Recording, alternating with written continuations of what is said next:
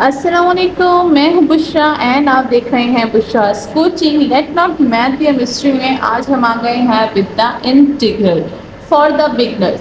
अगर बिगिनिंग में आपको नहीं पता कि what is integral and how to gain the basic knowledge of integral, so this video is just for you. The foundation of integral, 5 essential questions to begin your journey in the integral topic. So let's go and find out what will be the questions and how to solve these integral questions in a very simple and easy way.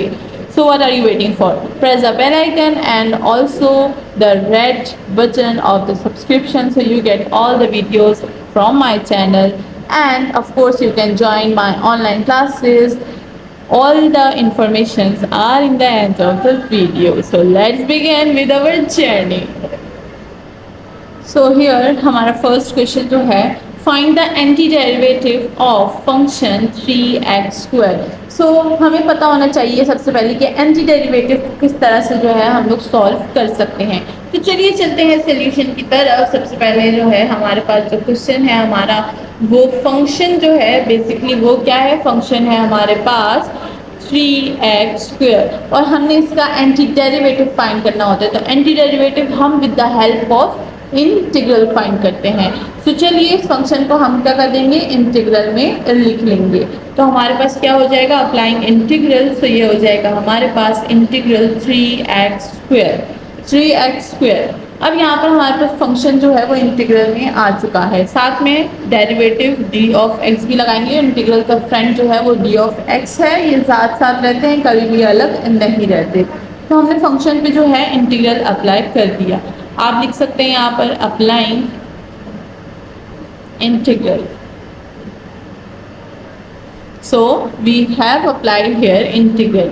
अब यहाँ पर है हमारे पास integral. Simple अगर देखा जाए तो पावर रूल से हम इसको बहुत आसानी से सॉल्व कर सकते हैं। So using power rule. So यहाँ पर अगर अब हम देखें तो हमारे पास पावर रूल किस तरह होता है, कांस्टेंट को हम बाहर निकाल देते हैं, इंटीग्रल को जो हमारा वेरिएबल होता है उसको हम लोग इंटीग्रल के अंदर लिख देते हैं। अब अगर यहाँ पर देखा जाए तो 3 हमारे पास एज इट इज रहेगा, पावर रूल लगेगा। पावर रूल क्या होता है कि 2 + 1 डिवाइड्स 2 + 1, जो ऊपर पावर होती है वही पावर जो है हमारे पास डिनोमिनेटर में भी होती है। एंड साथ ही इस इंटीग्रल को देखिए, ये इनडेफिनेट इंटीग्रल है, तो हम लोग यूज़ करेंगे प्लस कांस्टेंट ऑल्सो। ठीक है, जब भी इंडेफिनेट इंटीग्रल होता है तो हम लोग क्या यूज़ करते हैं, कांस्टेंट यूज़ करते हैं। What is definite integral, what is indefinite integral, इसकी वीडियो मैं बना चुकी हूँ, सो आप उधर चेकआउट कर सकते हैं। नाउ हमारे पास जो है हमारा आंसर कुछ इस तरह से आ गया है। Let's solve this more. ये हो जाएगा हमारे पास 3 एंड x की power 2 + 1 3 divide 2 + 1 3 plus constant c। 3 and 3 will be cancelled. What we get x³ + 3। सो यहाँ पर हमारे पास एंटी डेरिवेटिव क्या आ गया, एंटी डेरिवेटिव आ गया है हमारे पास x³ + 3। This is the anti derivative of the given function 3x square. And हमें किस तरह पता चलेगा कि एंटी डेरिवेटिव ये ही है, हमने सही फाइंड किया है या नहीं। सो जब भी हमारे पास एंटी डेरिवेटिव आ जाता है उसका अगेन आपने एक दफ़ा डेरिवेटिव ले लेना है एंड वो यही फंक्शन आएगा। तो चलिए इसको भी ज़रा हम लोग ट्राई कर देते हैं, क्योंकि हमें अपने आंसर को सेटिस्फाई करने की कंडीशन जो होती है वो बहुत ज़्यादा इंपॉर्टेंट होती है। अब हम लोग सेटिस्फाई करेंगे इसको। So let's take the function the anti derivative. Anti derivative क्या है हमारे पास, वो है हमारे पास x³ + c। अब इसका अगर हम लोग डेरिवेटिव ले लें, टेक द डेरिवेटिव,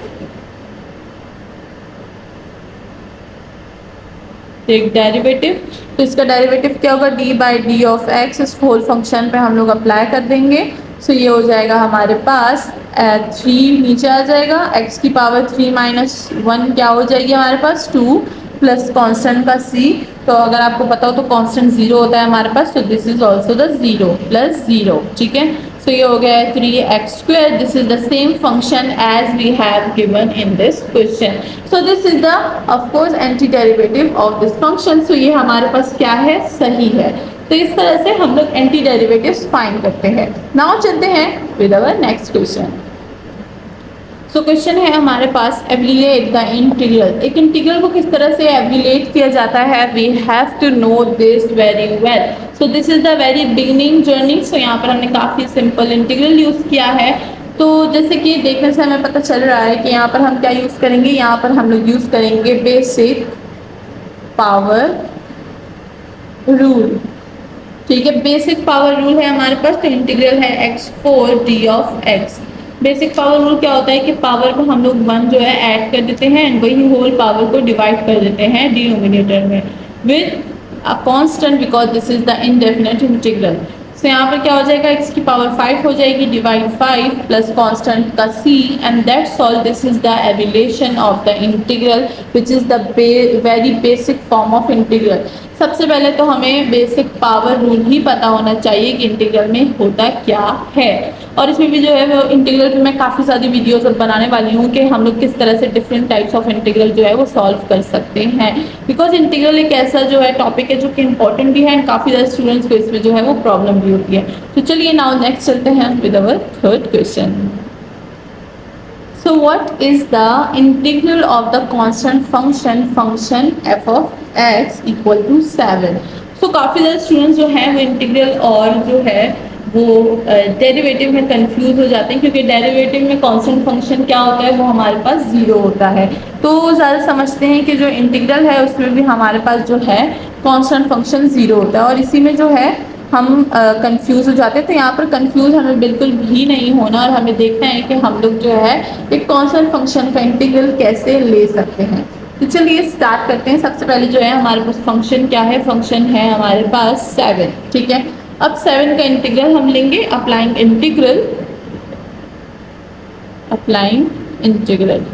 सो ये हो जाएगा हमारे पास integral 7 d of x। Now we have to know that integral of a constant function is that variable with respect to which we are integrating. अब यहाँ पर d ऑफ x है, ठीक है, हम लोग d ऑफ x के respect से इंटीग्रेट कर रहे हैं बिकॉज यहाँ पर f ऑफ x गिवन है। ठीक है, इसलिए हमने d ऑफ x यूज़ किया। अगर यहाँ पर f ऑफ y गिवन होगा तो हम लोग d ऑफ y यूज़ करेंगे। If we get f of z then we will use the d of z। ठीक है, सो यहाँ पर ये जो 7 है इसी के साथ हमारे पास जो है एक हमारा क्या आ जाएगा, वेरिएबल आ जाएगा विद रिस्पेक्ट टू दिस। तो यहाँ पर d ऑफ x है तो x का वेरिएबल आएगा। Let me right it. सबसे पहले 7 को बाहर निकालेंगे, ये हो जाएगा इंटीग्रल d ऑफ x। ठीक है, तो इक्वल टू 7 तो बाहर ही रहेगा बिकॉज कांस्टेंट चीज़ जो है वो इंटीग्रेट नहीं हो सकती। सही है, ये इंटीग्रल का रूल है। कांस्टेंट टर्म को हम लोग इंटीग्रेट नहीं कर सकते। तो 7 को हमने बाहर निकाल दिया एंड विद रिस्पेक्ट टू अगर हम लोग जो है integral of d of x देखेंगे तो ये हमें क्या देता है, ये हमें देता है, अच्छा यहाँ पर थोड़ी सी जगह बना लेते हैं पहले। Integral of d of x जो है वो हमें x देता है, अ वेरिएबल जिसको हम लोग यहाँ पर यूज़ कर रहे हैं। ठीक है, सो ये हो जाएगा 7x। This is the indefinite integral, तो प्लस कांस्टेंट c भी लगेगा और इसी के साथ हमारा कांस्टेंट फंक्शन का इंटीग्रल सॉल्व हो चुका है। होप कि सबको समझ आ गई होगी एंड मैं ज़्यादा स्पीड से नहीं बोल रही। ठीक है ना, बता अगर मैं बोल रही हूँ तो आपने वीडियो की जो है वो स्पीड स्लो कर देनी है because this is available in YouTube videos. Because मैं काफ़ी ज़्यादा कोशिश करती हूँ कि मैं स्लो बोलूँ बट कभी कभी जो है वो तेज़ हो जाता है। ठीक है आदत से मजबूर। ये हो गए हमारे पास question number 7 of the beginning journey of integral. Hope कि सबको समझ आ रही है। अगर कोई क्वेश्चन होगा तो आप मुझे कमेंट सेक्शन में पूछ सकते हैं। नाउ चलते हैं with question number 4। So now with question number 4 we have to compute the definite integral. Definite integral is one of my favorite types of integral. तो इसको सॉल्व करने में बहुत ही ज़्यादा मज़ा आता है, लेकिन काफ़ी ज़्यादा स्टूडेंट्स को डेफिनेट इंटीग्रल सॉल्व करने में जो है वो काफ़ी ज़्यादा प्रॉब्लम आती है because they don't know how to handle this limits. So let's begin with that. आज जो है वो ये वाली प्रॉब्लम जो है वो सॉल्व हो जाएगी। सही है, तो चलिए स्टार्ट करते हैं। फंक्शन हमारे पास क्या है, फंक्शन है हमारे पास 0 से 2 limit and 2 of x with d of x। सबसे पहले हम लोग कांस्टेंट टर्म को बाहर निकाल लेते हैं बिकॉज कांस्टेंट टर्म को हम लोग इंटीग्रेट नहीं कर सकते। तो चलिए इसको बाहर निकाल देंगे। 2 जो है हमारे पास बाहर आ जाएगा। 0 से 2 हमारे पास लिमिट है x with d of x। अब अगर यहाँ पर देखें तो हम लोग बेसिक पावर रूल जो है वो यहाँ पर यूज़ कर सकते हैं। मैं बेसिक इसलिए बोल रही हूँ ताकि जो है आपको आप ये याद कर लें, क्योंकि मैं बार बार इसको बेसिक का नाम दे रही हूँ। बेसिक चीज़ जब आ जाती है तो हम कहते हैं यार ये तो हमें पता होना चाहिए, तो हम लोग उसको जल्दी से याद कर लेते हैं। तो इसीलिए मैं बार बार बेसिक लिख रही हूँ टू प्रोवोकेट यू, ताकि आप इसको जल्दी से याद कर लें, ठीक है। सो नाउ ये हो जाएगा हमारे पास 2, यहाँ पर पावर रूल लगेगा, यानी x की पावर 1 + 1 है जो कि दिखती नहीं है, तो 1 + 1 लिखेंगे हम, एंड 1 + 1 ऑल्सो। और लिमिट को क्या कर देंगे, यहाँ पर मेंशन कर देंगे 0 से 2, ठीक है। आगे बढ़ेंगे, यहाँ पर अब हम लोग +c नहीं लिखेंगे, because this is the definite integral, और डेफिनेट इंटीग्रल में लिमिट्स होती हैं, तो हमें आर्बिट्ररी कांस्टेंट ऐड करने की ज़रूरत नहीं होती, ठीक है। नाउ यहाँ पर ये क्या हो जाएगा, 2 तो बाहर है, अब अंदर अगर हम देखें तो x की power 1 + 1 square divided by 2 and limits are 0 से 2 एज इट इज। अब 2 और 2 हमारे पास सिंपली कैंसिल हो जाएगा, ये हो जाएगा x²। लिमिट क्या है हमारे पास, लिमिट है हमारे पास 0 से 2। इस लिमिट को आप ऐसे भी लिख सकते हैं, और इसको जो है आप ऐसे भी लिख सकते हैं, इट्स अप टू यू। सिर्फ एक लाइन लगा के आप इसको लिख सकते हैं, ठीक है, इस तरह से, सही। सो ये हो गया है हमारे पास। नाउ इसमें लिमिट पुट करेंगे। सबसे पहले इसको अपर लिमिट बोला जाता है, इसको लोअर लिमिट बोला जाता है। अपर लिमिट पहले पुट करेंगे, यानी 2 का स्क्वायर माइनस 0 का स्क्वायर। 2 का स्क्वायर हमारे पास 4 आ जाएगा, एंड माइनस 0 का स्क्वायर विल बी 0, सो हमारे पास आंसर है 4। सो इसका आंसर हमारे पास क्या आ गया, इसका आंसर हमारे पास आ गया है 4, एंड होप कि सबको समझ आ गई होगी। नाउ चलते हैं our last but not least question number 5 की तरफ। So now last but not least question, हमें इंटीग्रल फाइंड करना है ऑफ दिस बिग फंक्शन का। अब एक बिग फंक्शन का इंटीग्रल किस तरह से फाइंड होता है, लेट्स सी दैट। तो यहाँ पर सबसे पहले जो है हम लोग इसको इंटीग्रल को सेपरेट कर देंगे, ठीक है। अब देखिए ये हमारे पास इंटीग्रल है, एक ही इंटीग्रल है। अब इसको हम लोग सेपरेट कर देंगे, यानी इस टर्म पर अलग, इस टर्म पर अलग, और इस टर्म पर जो है हम लोग इसको अलग अप्लाई कर देंगे, ठीक है। तो लेट्स सी कि कैसे करेंगे। सबसे पहले हमारे पास इंटीग्रल जो है अप्लाई होगा विद फर्स्ट टर्म पर। ये हो जाएगा हमारे पास 2x cube, and D of x of course her integral के लिए लगता है, जैसे कि मैं बोल रही हूँ कि these are the best friend, और ये कभी भी जो है वो सेपरेट नहीं होते, ठीक है। देन बीच में हमारे पास प्लस साइन है, अगेन हमारे पास टर्म है 4x² with D of X, then positive sign with integral 6d of x, ठीक है। ये तो हमारे पास हो गए हैं। नाउ सबसे पहले कांस्टेंट टर्म्स को बाहर निकाल लेंगे, ठीक है, ताकि कोई भी कंफ्यूजन ना रहे। तो यहाँ पर कांस्टेंट 2 है, 2 को बाहर निकालेंगे, integral with x of cube d of x। देन यहाँ पर 4 कांस्टेंट है, 4 को बाहर निकाल देंगे with x² d of x। देन यहाँ पर 6 कांस्टेंट है, 6 को बाहर निकाल देंगे, तो इंटीग्रल d ऑफ x जो है वो हमारे पास रह जाएगा। तो ये जो है हमारी इक्वेशन काफ़ी ज़्यादा सिंपल बन चुकी है। अब चलिए इसको सॉल्व करते हैं, इंटीग्रल्स पे अप्लाई करते हैं। 2 एज इट इज़ रहेगा, यहाँ पर बेसिक पावर रूल रहेगा, यानी x की वैल्यू क्या हो जाएगी, 3 + 1 एंड 3 + 1 प्लस यहाँ पर 4 है, 4 एज इट इज़ रहेगा, basic power rule 2 + 1 and 2 + 1 plus 6, यहाँ पर जो है बेसिक रूल लगेगा इंटीग्रल का, क्या होगा, x आ जाएगा, ठीक है। ये मैं पहले बता चुकी हूँ कि जब भी integral of d of x होता है तो वो हमें x देता है, एंड अगर integral of d of y होता है तो वो हमें y देता है, and up to so on in the different types of variables.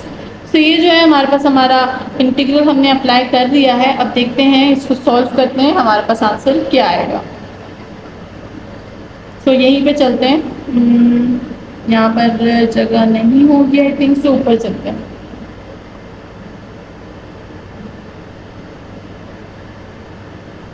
सो 2 अपनी जगह पे रहेगा, यहाँ पर x की 3 + 1 क्या हो जाएगी, x की पावर 4 हो जाएगी, डिवाइडेड बाय 4, प्लस यहाँ पर 4 अपनी जगह पे रहेगा, x की पावर 3 डिवाइड्स 3 प्लस 6x जो है वो अपनी जगह पे यहाँ पर रहेगा। अब यहाँ पर जो भी हमारे पास कटिंग हो रही है वो कर देंगे, एंड देन हमारे पास यहाँ पर प्लस कांस्टेंट, आर्बिट्री कांस्टेंट भी लगेगा, because this is the indefinite integral, ठीक है।